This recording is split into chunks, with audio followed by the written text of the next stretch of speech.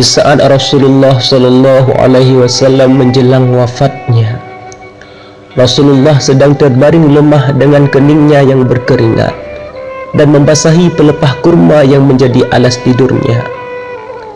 Tiba-tiba di luar pintu terdengar seseorang berseru mengucap salam, kemudian berkata, "Bolehkah saya masuk?"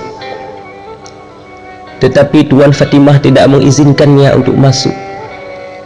Kemudian ia berkata, "Maafkanlah aku, ayahku sedang demam."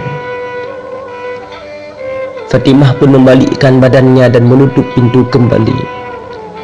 Kemudian Fatimah kembali menemui ayahnya yang ternyata baginda Nabi sudah membuka mata dan bertanya kepada Fatimah, "Siapakah itu wahai anakku?" Fatimah pun menjawab, "Tak tahulah aku ayah. Sepertinya ia baru sekali ini aku melihatnya." Lalu Rasulullah pun menatap putrinya itu dengan pandangan yang menggetarkan. Satu-satu bagian wajahnya seolah hendak dikenang. Kemudian baginda Nabi pun berkata, Ketahuilah, dialah yang menghapus kenikmatan sementara. Dialah yang memisahkan pertemuan di dunia. Dialah malaikatul maut." Fatimah pun menahan dedakan tangisnya karena mendengar ucapan Rasulullah. Dan malaikat maut pun datang menghampiri. Tetapi Rasulullah malah menanyakan, kenapa Jibril tak ikut menyertai? Karena demikianlah dipanggillah Jibril. Dipanggillah Jibril yang sebelumnya sudah bersiap di atas langit dunia menyambut ruh kekasih Allah dan penghulu dunia ini. Dan Nabi pun bertanya kepada Jibril, "Jibril, jelaskan apa hakku nanti di hadapan Allah." Jibril pun menjawab, "Wahai Rasulullah, pintu-pintu langit telah terbuka. Para malaikat telah menanti ruhmu. Semua surga terbuka lebar menanti kedatanganmu."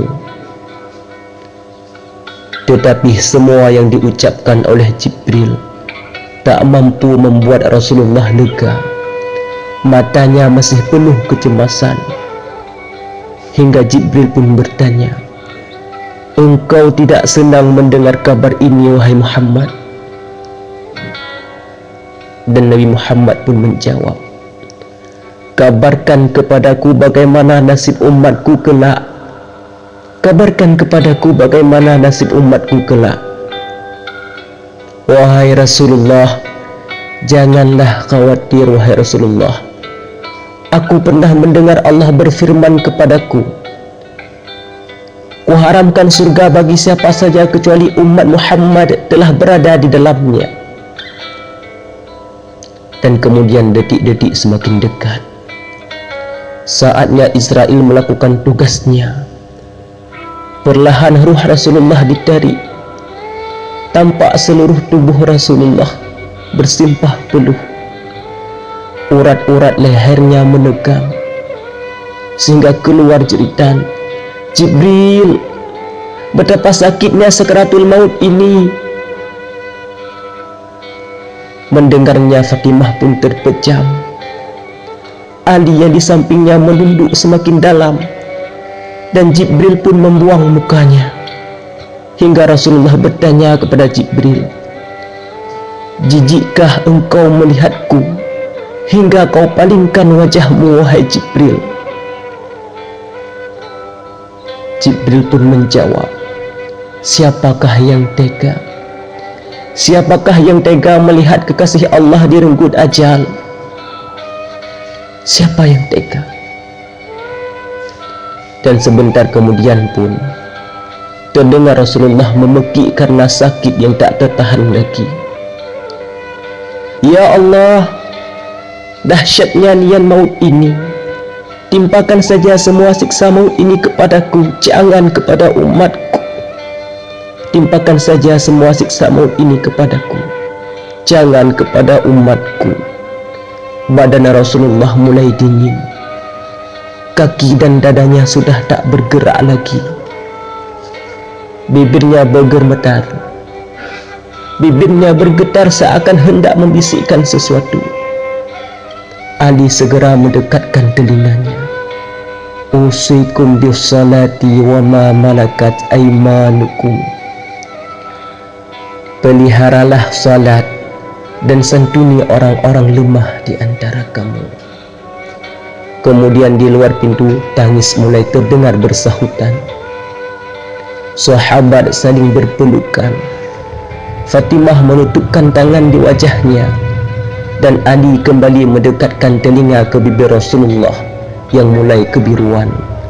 Ummati, ummati, ummati, umatku, umatku, umatku. Dan pupuslah kembang hidup manusia mulia itu. Subhanallah, inilah cintanya Rasulullah terhadap umatnya. Maka patutkah kita melupakannya? Semoga kita dapat mencintainya sepenuh hati.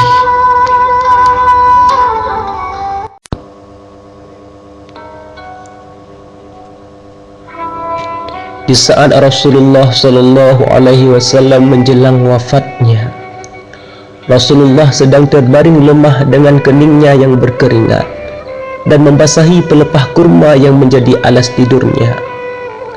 Tiba-tiba di luar pintu terdengar seseorang berseru mengucap salam, kemudian berkata, "Bolehkah saya masuk?" Tetapi Tuan Fatimah tidak mengizinkannya untuk masuk. Kemudian ia berkata, "Maafkanlah